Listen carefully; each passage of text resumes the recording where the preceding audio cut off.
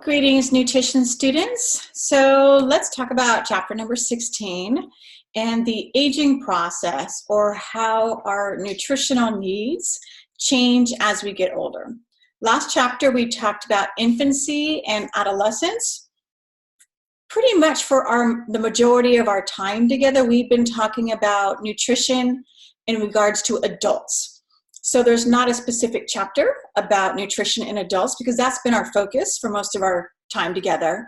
Now we're going to jump into talking about the later years and how some things really do change we should be aware of. Right, so what is aging? Aging is really a continuous process in which our body adapts to some environmental stressors, to some genetic issues, all different kinds of things. What we want to make sure you understand is that aging does not start at a certain age. In other words, you don't turn 50 and all of a sudden you start aging. It's something that even from the young ages of adolescence, our body is already starting to go through some changes. And so this process of reduction, cell production, things of that nature is continuous. It's not something that is only related to our elderly population. So life expectancy, we really learn that our life expectancy, meaning how old we live to be, has greatly changed in the US over the last, 120 years. So back in 1900, the average life expectancy was 47 years old. If you were a person of color, it was actually like 33 years old. And here we are today, we're looking at late 70s for males and early 80s for females. And so we see a tremendous increase in our life expectancy throughout the years, related to nutrition, related to, a big one is just going to be medical intervention. The fact that we now have antibiotics and different medications that can cure diseases that used to kill us 100 years ago. So we have this really big, as you can see from 1900 to 2060, a greater population of our elderly, 65 and over, are living longer than they used to. So what causes aging? Like, why do we age? There's lots of different reasons why. So a couple of things have to do with our cells. So remember, think of a nice healthy cell as maybe a round sphere, this round circle thing. And what happens is as we age, that round sphere is going to be attacked by different things, and it may change shape or it may just die altogether. And so we have a lot of different changes in our cells, our tissues and organs. As we lose those cells, right, then your body has a hard time being in what we call homeostasis, which is balance. So your body, remember, tries to take your nutrition and tries to take your output, the exercise and things you're doing, and keep it in balance. And so when we don't have enough cells, when we keep having them die off, then it's a challenge. Right? What happens when we're younger, why we don't face such a difficult time when our cells do die, is because we have think of it like a bank account. And in that bank account is like extra cells, or we have this reserve capacity to kind of pull from in our younger years. But as we get older, we've withdrawn all we can from the bank. So the reserves are no longer there. And that's when we have this kind of real aging, the manifestations or the effects of aging really do hit us. And some of the reasons that we have this cell damage, which causes aging, you've heard me mention before, free radicals. They're the bad guys, right? So we don't like free radicals. We want to ward them off and fight them because they damage our cells. That's their job. Their job is to attack a healthy cell and to damage it and kill it off. We also have some challenges in reproducing, or what we call DNA synthesis, which is kind of reproduction of your DNA. We have some errors or problems with that. And then another one that's really related to nutrition is this elevated glucose levels. And that's one of the issues or concerns we have with diabetes. But it's this elevated glucose, which is why nutrition plays this really big role when it comes to the aging process. Now, remember, I'm going to remind you that in my background, I do have a master's degree in gerontology. And gerontology is the study of aging. I know it sounds weird, but when I was in college, first of all, I went to community college, started off at community college, and I loved it. Did all my generals, and then I transferred to a 4-year school. And I thought I wanted to be a nurse. I was on track to be a nurse, and then I took some nursing classes and decided this wasn't for me, which I think is the great part of college, is that you actually get to learn about some areas and decide, you know what, I thought this was going to be different. Maybe this is not for me, and change your mind. So I changed my mind, and I knew I wanted to do health sciences. I knew I wanted to do something in the helping field, but I wasn't sure what. And what I learned about myself was that, when it came to kids, like babysitting or doing things like that, I didn't have a lot of patience. Yeah, I just wasn't the kind of person that was like all into kids. However, when it came to spending time with my grandmother and spending time with the elderly, I had a lot of joy in that. It was just, for me, I had all the patience in the world. They could ask me the same question 10 times, and I would answer it 10 times, and I would not get frustrated, whereas kids would drive me batty, right? And so I just learned that I loved building relationships with seniors. I love learning. Man, I kind of thought young people are dumb if you don't sit down with the elderly and learn from their wisdom, because they've made mistakes in life and they've accomplished wonderful successes, and so why not learn from them? And so I realized, you know what? This is what I want to do. I want to work with this population. And so I did. So I was fortunate to be able to, they had a program at my school where you could get a master's degree in gerontology. And it was a really up and coming field because we didn't have a lot of people in that field, yet we were having a lot of people live longer. So what we learned here is that as we age, even 50 and over, your body really changes. That's what we're saying here at the bottom. When we say the amount of energy or calories that we need for physical activity, for digesting food, for absorbing our food. Remember our basal metabolism, which is when our body is at rest, the amount of energy that's needed to make our kidneys work and our lungs work and everything work together, that decreases as we age. And so what we're saying is that your metabolism slows down. So when you were 18, you used to be able to consume large amounts of kcals or large amounts of food, right? Because you were using it and your metabolism was turning over so fast. You just ate and you seemed to burn off those calories and you need to eat again. As we age, that slows down, which means our food should reduce. So the intake, or how many calories we're eating, should slow down, because our body's going to go through a change where it's not going to turn over food as fast as it used to. And because of that, if we continue eating the same amount of food, but our body is slowing down on how fast it turns it over, our metabolism, we gain weight. That's what happens. And that's what we see in people as they reach maybe middle age and beyond. So why is there kind of maybe a difference in the way that people age, right? So I'm sure you've met people that you've said, oh my goodness, they look amazing at 70. They're 70 and they look like they're 50. Wow, they look great. Then you've met other people and you've thought for sure that person's got to be 60, and you find out they're like 42. You're like, wow, they got like a lot of wrinkles. Like, they don't look too good. That's the rate of aging that we're referring to here. And there's several things that go into why we age differently. Number one is going to be your genetics. Just there's a DNA component. There is kind of, think of your family history. So for instance, in my family, my wonderful grandmother, who I absolutely adored, is she lived to be 102 years old. And she was literally my best friend. Like when I was 18, I called my grandmother to gossip, right?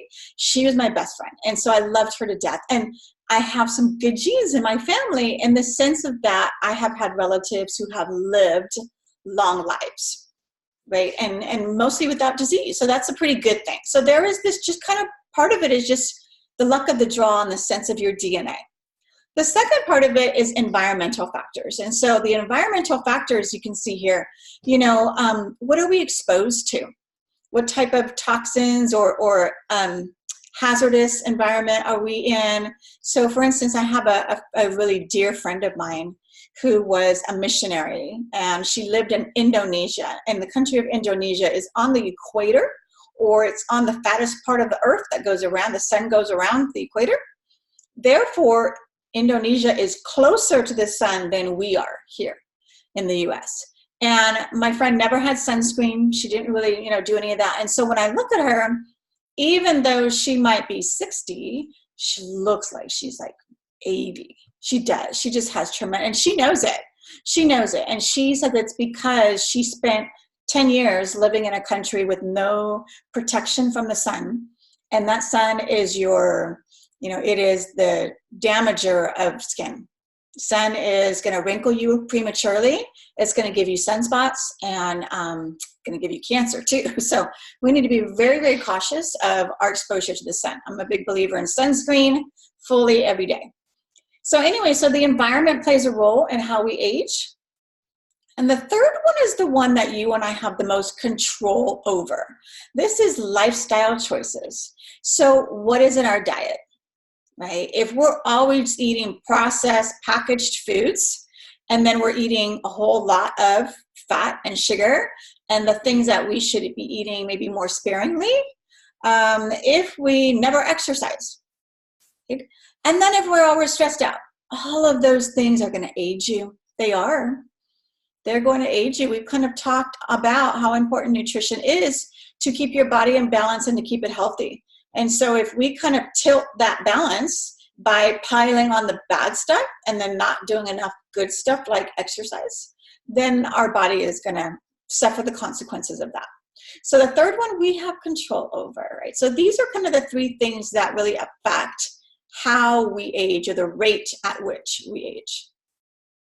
These are some of the concerns that we have when we talk about malnutrition for our elderly. And I think we need to understand that some things are different for our seniors. And as we age, we need to be aware of them. For those of you who have grandparents and elders that you work with, you need to be aware of them. A lot of our seniors take a lot of medications. Have you ever been to an elder person's home and you see this little kind of like maybe box or area on the counter, and there's like 12 different bottles there. They're on all kinds of hypertension medication, diabetes medication, all kinds of medication. And a lot of time that medication prevents your body from absorbing some of the nutrients you need. So that's one of our concerns. Another one is that when they get sick, they need to eat more good things like vitamin C, right? And so they're not maybe getting enough of that, the good stuff that they need to do. A big one is that a lot of times they don't eat as much because we lose our sense of taste, and it's not as pleasurable as it used to be. And so a decreased appetite is another concern. So all of these are reasons to be concerned about our seniors getting enough food. So some of the changes that will happen, physiological means physical or body changes that will happen that contribute to this aging process. I kind of just mentioned one of them, which is that our senses start to decline. Right? Not just our taste and our smell, but our hearing, our eyesight, all of these things are going to decline as we age. And so not having the pleasure, like you may have a favorite food right now, and just smelling that food is like, I'm not even hungry, but I'm going to eat it because that's my favorite food and I smell it and, I want to go for it. As we get older, we lose a lot of that. And so the pleasure of eating is just not what it used to be anymore. Lots of different vision problems. Another one is periodontal disease because of our dental problems. So think of your teeth come in adolescence, our permanent teeth come in. And then from that time forward, you've got this bone or these teeth in here. And if you live to be 70, 80, 90, 100, those teeth are living longer and longer. And unless we have very, very, very, very good oral care, along with good genetics, we may lose a lot of those teeth. And if we lose our teeth, and seniors, our elders, get things like partials, they get, different type of dentures put in. And so that's another challenge.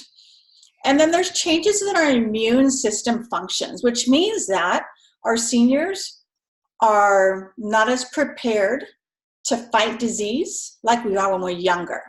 So when we're younger, our body really battles, right? You get a fever, something infects you, your body gets a fever, it's going to war. Those white blood cells are just warring the bad disease.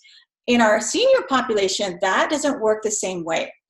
because they've lost a lot of the immunity that we get when we get those shots in our young years and everything like that. They've lost a lot of that. And so for them, getting a cold and then getting pneumonia is extremely concerning, because our seniors could end up with double pneumonia, which leads to death for that population. So being aware of that. And then you'll see a lot of other things that are going on physically with us. So why do seniors why are they shaped kind of different maybe as we age, right? So body composition changes, meaning the shape of your body is your composition.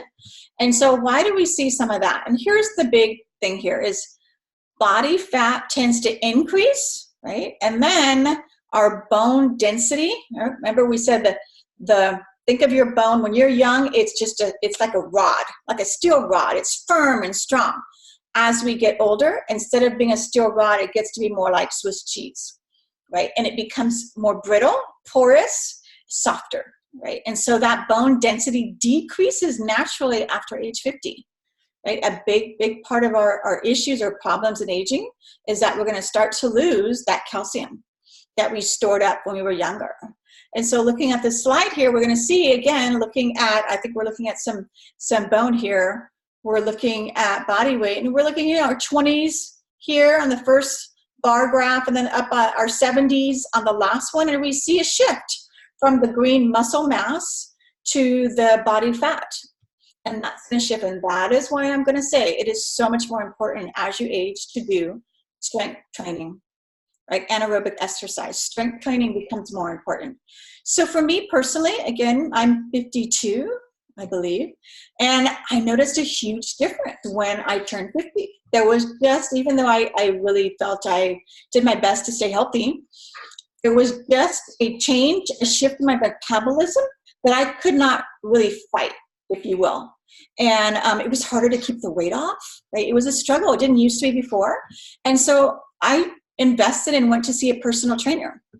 And this personal trainer really helped to explain to me these changes, what I could do different in my diet and in my exercise because of my changes in later life, right? And so I think that's really important to understand. When I was younger, I would never eat anything after 7 p.m. They say usually 3 hours before bed, you shouldn't eat any food. And then I did a lot of aerobic activity. So kickboxing, I like doing activities that use oxygen and that you really sweat and work out. Now that I am over 50, I've completely changed my diet, and I've changed when I eat. So I eat smaller meals, and I actually eat first thing in the morning at like 6 o'clock. And then I actually eat a late night snack at like 9:30, 10 o'clock. So I eat smaller meals more frequently, so my body's not stressing out on when is it getting food. And then I've gone from the aerobic kind of kickboxing to much more weight training, strength training. So putting a lot of weight, because as we're saying here, you're going to lose muscle. You're going to gain fat and lose muscle as you age. And so just be aware of that. We just need to make some adjustments to this new stage of life that we're in. Right, food insecurity, the definition is really this inability to consistently acquire food that are nutritionally adequate, right? Socially and culturally acceptable. When we say nutritionally adequate, again, a lot of our seniors may be poor and they may go to the food bank, but what do we get at the food bank? We get a lot of canned food and we get a lot of high sodium processed foods. So that's what we mean. Maybe they're getting something, but it's not the best nutritionally, or they're eating the same thing like every day, no variety in their diet, and maybe no fresh fruits and vegetables. So that food insecurity is not getting enough food to meet your needs, and that's something we unfortunately still battle in our nation, not even third world countries, but in our nation. All right, so some of the things here that you should read through that really contribute to these nutritional deficiencies, the different, like I said, conditions that our seniors kind of deal with and how that affects them physically. So other factors that impact malnutrition, definitely our income level. Dependent living, meaning what if our seniors are living completely dependent? They have no form of transportation. They have no way to go to the grocery store. They have no way of doing those things, so they rely on a family member or a service to bring groceries, and so they're completely dependent on somebody else doing something for them. They can't do it for themselves. And then depression is a big one. Right? In human development, we talk a lot about suicide, or we talk somewhat about suicide, and the two real age groups that battle suicide in the greatest numbers are going to be our young people, right? Ages probably 10 to 19, and then our senior population, because you can feel very alone and you can feel very sad, and all of those changes that are going through your body at those times can be really cause you to have this overwhelming sadness that brings on depression. Some other things, I apologize if you hear music. My son thinks it's time to practice the piano. So the following factors contribute to a better quality of life and better nutrition for the elderly. Number one, intact dentures or teeth. So yes, we're going to lose some teeth as we age, but if we have the ability to get some good dental care to get the dentures, then we can chew our food well. And we can break it down a lot better than if we can't. A support system consisting of family and caregivers. This is a big one, big one, big one. So we need to have people that we can depend on and that don't make us feel bad about depending on them. In other words, they provide love and they provide support in the way that makes us feel valued and good about ourselves. So maybe if they don't have family, they have a church group, or they have a cultural group or organization that they can be a part of that is going to help them. Go visit them in the home so they're not alone all the time, things like that. And an adequate income is a big one. If our seniors have money, they can really kind of meet their nutritional needs and even enjoy their later years. But when you're older and poor, it becomes even more of a challenge. Right, nutritional needs of our older adults. So we need to make sure our meals and our snacks should always be accompanied by water. So seniors really struggle with dehydration more than we do in our younger years. And the reason is because our kidneys are not functioning in the same way to produce that urine output that it did before. It's a lot of our organs are not going to work the same way as we age. And therefore, we need to make sure that our seniors are getting more water. And again, just go ahead and avoid the juices and things that are just more empty calories sometimes. So a diet with adequate fiber, keyword fiber, can help prevent and manage all of the following, right? Diabetes, cardiovascular disease, and obesity. So I've talked before about the benefits of fiber. If people ask me, like, well, what do you think, as a gerontologist, what is the secret to healthy aging? There's a lot of things that go with that. I'm definitely going to say having good emotional support or support system is one. But in addition to that, I'd say fiber and exercise. I'd say those are just two crucial things to age well. Right, healthy eating for adults. So it's amazing. If you look at this slide, if you look at the very first line across, it says the amount for a 20-year-old male. And then look at the third line. And the third line across, it says the amount for a 70-year-old male. And if you look here, you're going to see some real reduction.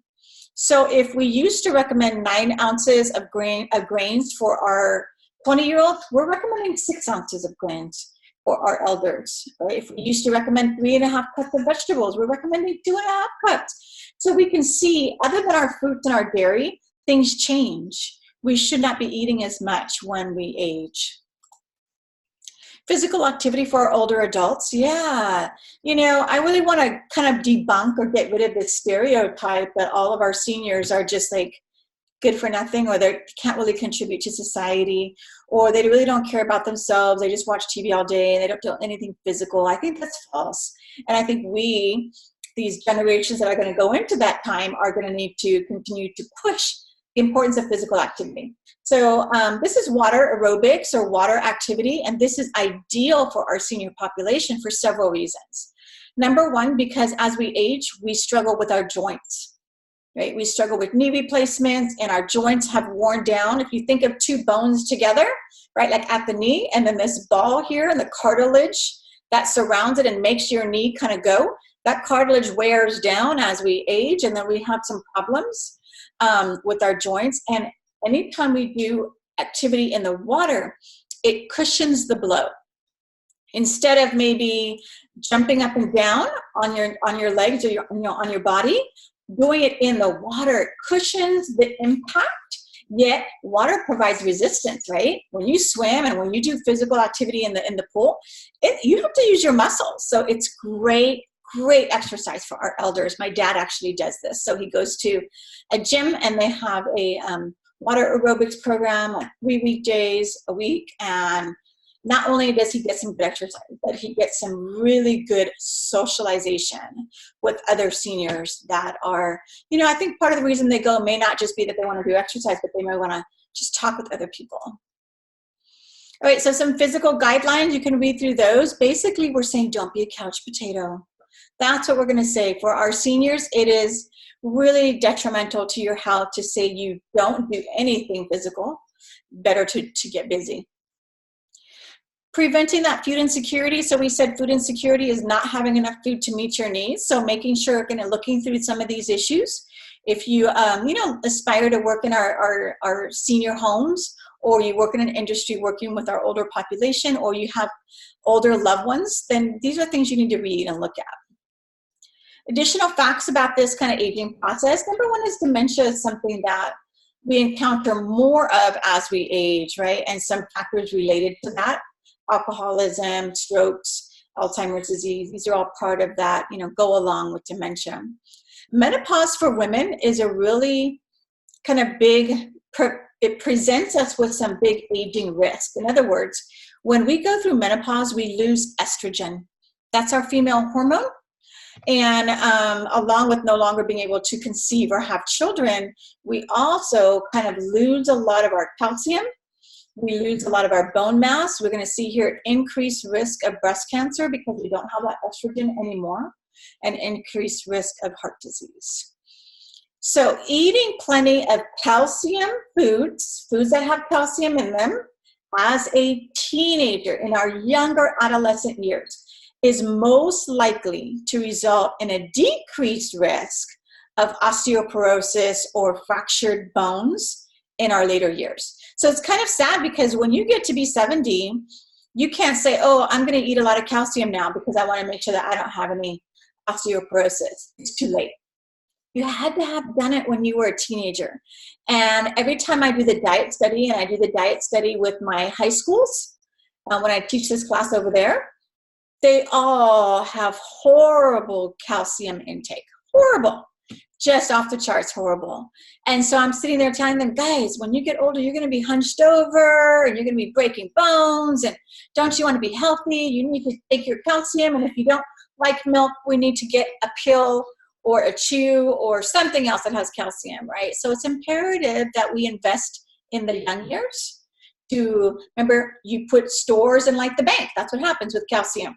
Up until 35, you're putting a bunch of money or calcium into your bank, and then after 35, our body starts withdrawing and we can no longer put deposits in. So make sure you're getting your calcium.